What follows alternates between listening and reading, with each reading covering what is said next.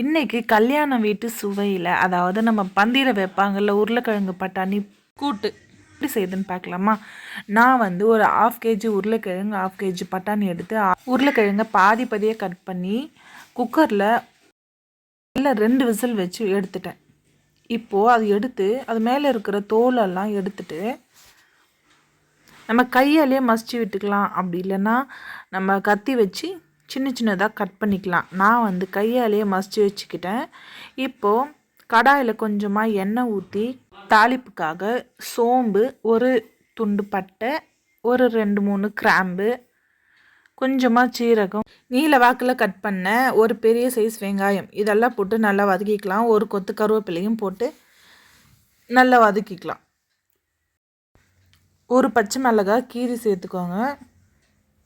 இது கூடவே கொத்தமல்லி இருந்தால் கொஞ்சம் போட்டு இந்த டைமில் வதக்கிக்கலாம், இல்லைன்னா விட்டுருங்க. ஒரு ஸ்பூன் இஞ்சி பூண்டு பேஸ்ட் போட்டுக்கலாம்.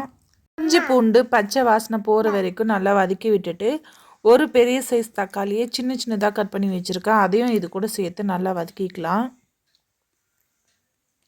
இதெல்லாம் சீக்கிரமாக வதங்கணுன்றதுக்காக தேவையான அளவுக்கு கல் உப்பு சேர்த்துக்கலாம். ஒரு 1/2 டீஸ்பூன் மஞ்சத்தூள், 1 ஸ்பூன் மிளகாத்தூள், நம்ம வீட்டிலே அரைச்சி வச்சுருக்க மிளகாத்தூள், 1 ஸ்பூன் சிக்கன் மசாலா, இதை வந்து இது கூடவே போட்டு நல்லா வதக்கி விட்டுக்கலாம். எண்ணெய் பிரிஞ்சு வர அளவுக்கு அதுவே நல்லா வதங்கி வரும். இந்த டைமில் கொஞ்சமாக தண்ணி ஊற்றி நல்லா கலந்து விட்டுக்கலாம்.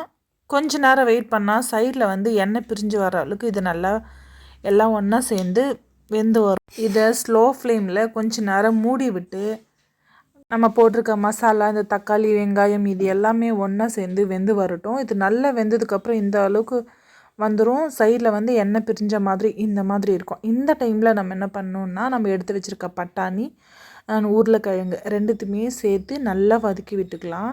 இது ஆல்ரெடி நம்ம வேக வச்சு எடுத்ததுனால ரொம்ப நேரம் அதை வேகணும்னு அவசியம் இல்லை. நம்ம கையாலே மசிச்சு விட்டுருக்கோம் இந்த உருளைக்கிழங்கு, அதனால் ரொம்ப நேரம் வேக வேண்டிய அவசியம் இல்லை. இந்த மசாலா எல்லா கிழங்கோடவும் சேர்ந்து வந்தால் போதும். நல்லா சேர்த்து விட்டுட்டு ஒரு 5 நிமிஷம் மூடி விட்டு எடுத்து பார்த்தோம்னா நம்மளோட சூப்பரான கல்யாண வீட்டு பட்டாணி உருளைக்கிழங்கு பொரியல் ரெடி. சுட சுட சாதம், ரசத்தோட இது சேர்த்து சாப்பிடும்போது சூப்பரான டேஸ்ட்டில் இருக்கும். நீங்களும் இதேமாரி செஞ்சு பாருங்கள், ட்ரை பண்ணி பாருங்கள், உங்களுக்கும் ரொம்ப பிடிக்கும்னு நினைக்கிறேன். பிடிச்சிருந்தா லைக் பண்ணுங்கள், ஷேர் பண்ணுங்கள், சப்ஸ்கிரைப் பண்ணுங்கள். தேங்க்யூ ஃபார் வாட்சிங். இதே மாதிரி நம்மளோட வீடியோஸ் உங்களுக்கு எல்லாமே வரணும்னா பக்கத்தில் இருக்க பெல் பட்டனை ப்ரெஸ் பண்ணிக்கோங்க. பக்கத்தில் ஆல்னு ஒரு ஆப்ஷன் இருக்கும், அதையும் கிளிக் பண்ணிக்கோங்க. நம்ம போடுற எல்லா வீடியோவும் உங்களுக்கு நோட்டிஃபிகேஷனில் வந்துகிட்டே இருக்கும். பிடிச்சிருந்தா பார்த்து இதே மாதிரி ட்ரை பண்ணுங்கள். தேங்க்யூ ஃபார் வாட்சிங்.